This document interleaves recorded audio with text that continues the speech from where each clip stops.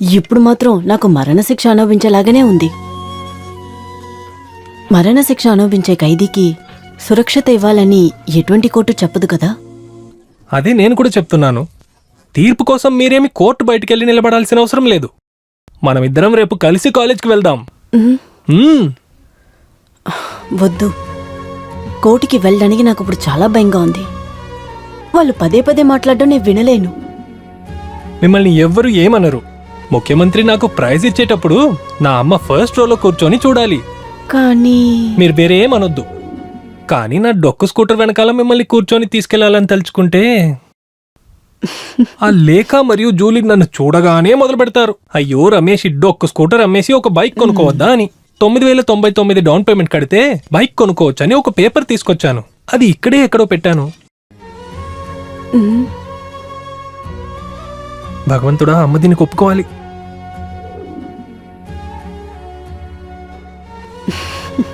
అమ్మకి ఆశ లేదని కాదు బాబు, నిన్ను ఒక రాజకుమారుడిలా పెంచాలని నా ఆశ. కానీ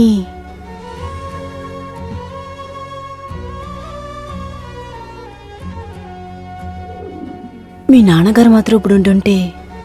అయ్యో, ఏడుస్తున్నారా? నాకు తెలుసు మీరు నాన్నగారు అప్పు వల్ల ఎంత కష్టపడుతున్నారని. ఆ కేసు, వకీల్ ఫీజు అదంతా నాకు తెలుసు. నేనేం బైక్ వెంటనే కొనాలన్నట్లేదే. ఇప్పుడు మన మీద ఉన్న అప్పులు అన్ని తీర్చిన తర్వాతే. అవును, నేను కూడా సంపాదిస్తాను కదా.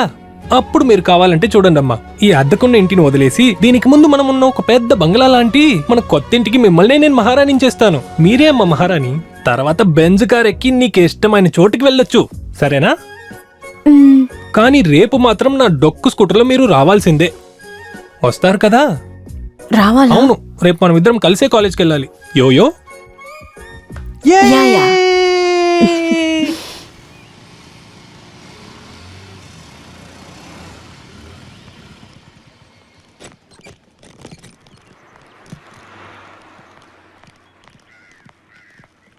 ఇదేంటో అద్భుతంగా ఉందే. మీరందరూ కలిసి వచ్చారు. ఏదైనా ముఖ్యమైన విషయమా ఏంటి? అవునవును, నిన్ను పట్టడానికి ఇంకేం దారుణం చెప్పు. ఇక్కడున్న మీ ల్యాండ్ లైన్ కి కాల్ చేస్తే అసలు లైన్ కనెక్టే కాలేదు. అది కట్ అయ్యి చాలా రోజులైంది. అలా అయితే ఈ రమేష్ కి ఒక సెల్ ఫోన్ తీసి ఇవ్వచ్చు కదా. అంతలా కంగారు పడ్డానికి ఇప్పుడు ఏం జరిగింది? రమేష్ గోల్డెన్ జూబ్లీకి లేక రమేష్ ని తీసుకొస్తానని చెప్పింది కదా. అది నాశనమైంది. ఎక్కడ మమ్ముట్టి చెప్పండి చెప్పండి మాస్టర్ గారు. ఎక్కడ మమ్ముట్టి చెప్పండి చెప్పండి మాస్టర్ గారు. చెప్పండి చెప్పాల్సిందే.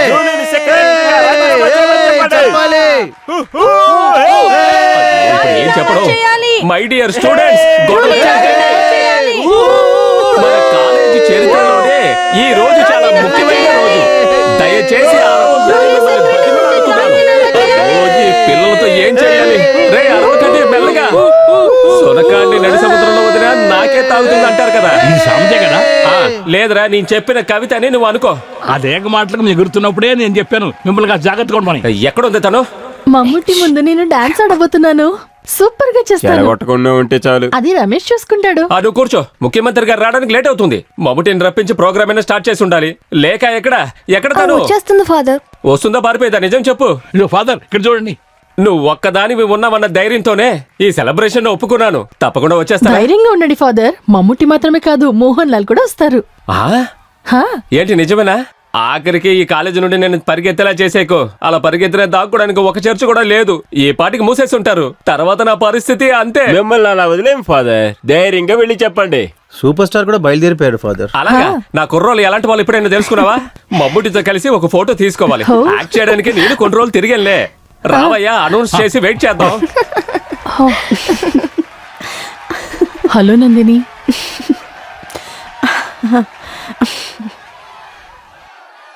ఈ రోజు కేసు తీర్పుకి వెళ్ళలేదా? లేదు. మీకు ధైర్యం ఎక్కువే, ఖచ్చితంగా ఒప్పుకోవాలి. చూద్దాంలే. మై డియర్ స్టూడెంట్స్, కాస్త అరవకుండా ఉండండి. ఇప్పుడు నేను మీ దగ్గర ఒక సంతోషమైన విషయాన్ని చెప్పడానికే వచ్చాను. మనం జరుపుకుంటున్న ఈ గోల్డెన్ జూబ్లీ సెలబ్రేషన్ ని ప్రారంభించడానికి మమ్ముటి మాత్రమే కాదు, మోహన్ లాల్ కూడా వస్తున్నారు.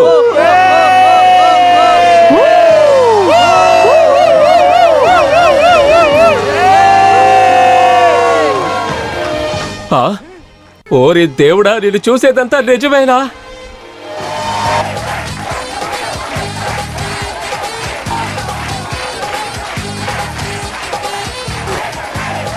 ప్రియమైన ప్రేక్షకులారా, ఉత్సాహంగా మమ్మల్ని వెల్కమ్ చేసినందుకు కృతజ్ఞతలు. మోహన్ లాల్ పాడాలి, మోహన్ లాల్ పాడాలి, సారీ, నేను ఇక్కడ పాడడానికి రాలేదు. మోహన్ లాల్ మీతో పాడాలి, పాడించాలని వచ్చాను. మోహన్ లాల్ పాడాలి.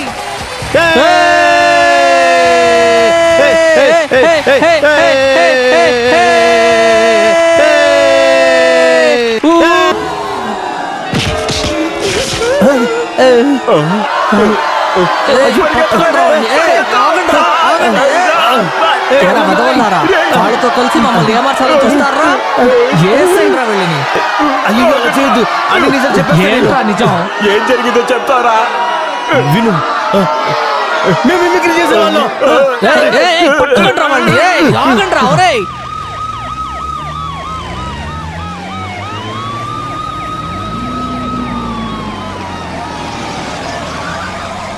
గౌరవనీయులైన ముఖ్యమంత్రి గారు ఇదిగో వచ్చేశారు. రేయ్, అరవకండ్రా, కూర్చోమని చెప్తున్నానుగా. ఇక మీదట ఎవరు ఒక్క మాట కూడా మాట్లాడకూడదు. అయ్యో, క్షమించండి, ముఖ్యమంత్రి గారికి బదులుగా గౌరవనీయులైన మన హోంమంత్రి గారు వచ్చారు. నిజమేనా ఫాదర్, లేకపోతే ఇది కూడా మాస్కా? మాస్క్ ఏం కాదురా మొద్దు, నిజమైన మంత్రి గారే వస్తున్నారు, అంతే కదా? అవును. అంతే, వస్తున్నారు.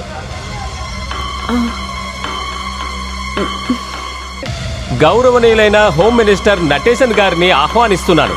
ఆయనతో పాటు మన ఎమ్మెల్యే గారు శ్రీ తంగప్పన్ గారిని, పిఏ దాసప్పన్ గారిని కూడా ఆహ్వానిస్తున్నాం.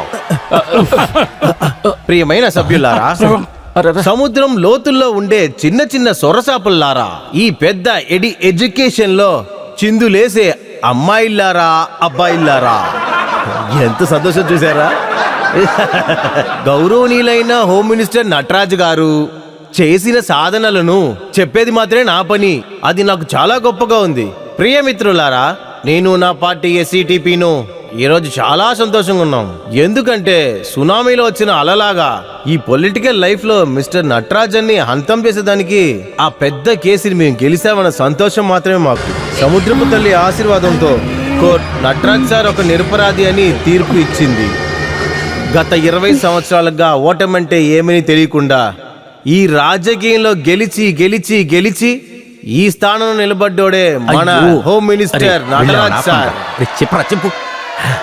ఇకపైన ఇలాంటి 100 కేసులు వచ్చినా కూడా పర్వాలేదు, అవన్నిటినీ ఖచ్చితంగా సార్ గెలుస్తారని. హోమ్ మినిస్టర్ జీవించాలి, హోమ్ మినిస్టర్ వర్ధిల్లాలి.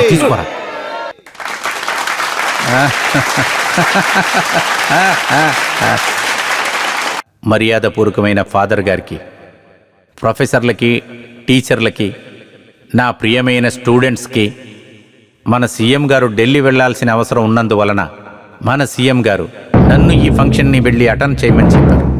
ఎమ్మెల్యే బంగారుబాబు చెప్పినట్లుగా నేను ఈ రోజున చాలా సంతోషంగా ఉన్నాను. సత్యమేవ జయతే అన్న మహాత్మా గాంధీ గారి దారిలో నేను వెళుతూ నా రాజకీయ జీవితాన్ని నడుపుతున్నాను. అటువంటి నన్ను మీరు, ఆ దైవము కూడా ఆదరిస్తున్నారు. అదే నా సంతోషానికి కారణం. ఈ దేశం కోసమే నా జీవితాన్ని త్యాగం చేస్తూ బతుకుతున్న నాకు అధికారాన్ని కొంతమంది చేతిలో ఉంచుకొని నా మీద పగ తీర్చుకోవాలని కొంతమంది, కానీ ఏ తప్పు చేయనని మిమ్మల్ని నేను దండించాలి అనుకుంటే అది మనం అసలు ఒప్పుకోగలమా? అది కూడా నా వార్డులో నా పేరు చెడగొట్టాలనుకునే ఒక ఆడమనిషి.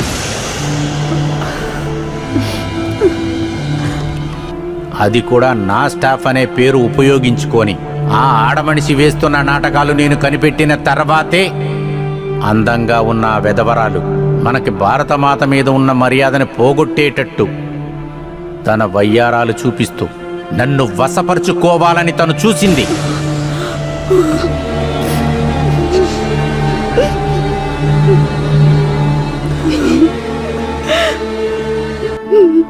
ఇటువంటి వ్యవహారాన్ని ఆ ఆడది నాలాంటి వాళ్ల మీద చాలామంది మీద ప్రయోగించింది. తన వలలో నేను పడకపోవటం వలన ఒక విధమైన కుట్రని మనసులో పెట్టుకొని నేను చెయ్యని నేరానికి ఒక అబద్ధపు రేప్ కేసు పెట్టింది నా మీద. కానీ నిజమే గెలిచింది. కోర్టులో నేను నిరపరాధి అని తెలుసుకున్నారు. ఇంత జరిగినా గాని ఆవిడ మీద నాకు కోపం లేదు. చేసిన తప్పు ఆమె తెలుసుకొని క్షమాపణ అడిగితే ఆమెని క్షమించి మర్చిపోవడానికి నేను ఎప్పుడు సిద్ధమే. కానీ ఇక మీదైనా ఆమెకున్న అందాన్ని, సిన్సియర్గా ఉన్న ఆఫీసర్ల దగ్గర నేను దాన్ని మిస్యూజ్ చేయబోనని, నేను ఒక ఆడదాన్ని ముఖం మూసుకొని ఈ దేశంలో ఉన్న ఆడవాళ్ల మర్యాదని చెడగొట్టకూడదని ఈ సభ మూలంగా నేను వేడుకుంటున్నాను.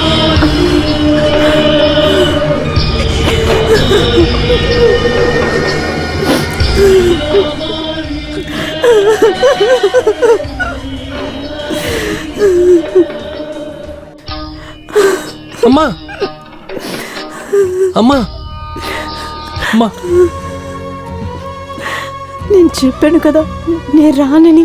ఏడవకండమ్మా, ఇలా జరుగుతుందని నేను అనుకోలేదు. పర్వాలేదు, నేను ఇంటికి వెళ్తాను. నువ్వు నీ ప్రైజ్ని తీసుకునిరా.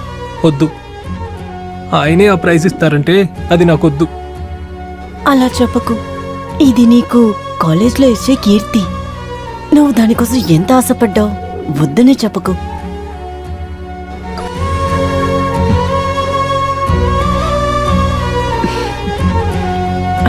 వెళ్ళు.